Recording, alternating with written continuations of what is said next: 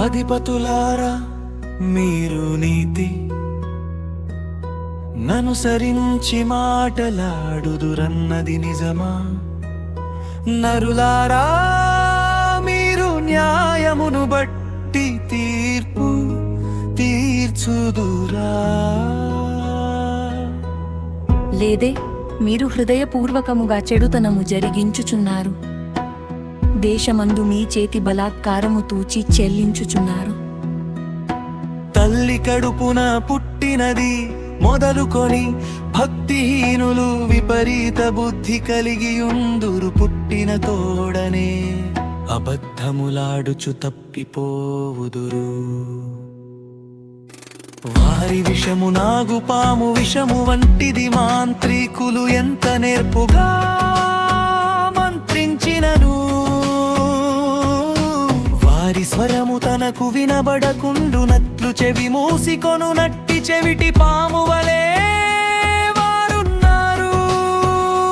దేవా, వారి నోటి పండ్లను విరుగగొట్టుము. యెహోవా కొదమ సింహముల కోరలను ఊడగొట్టుము.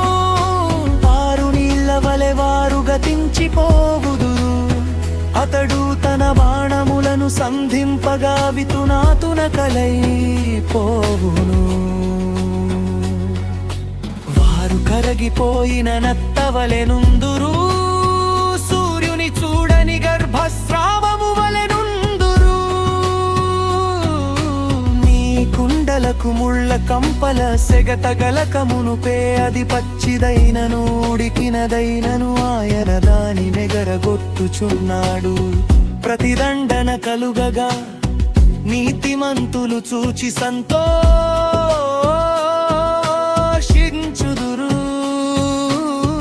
భక్తిహీనుల రక్తములో వారు తమ పాదములను కడుగు కొందురు.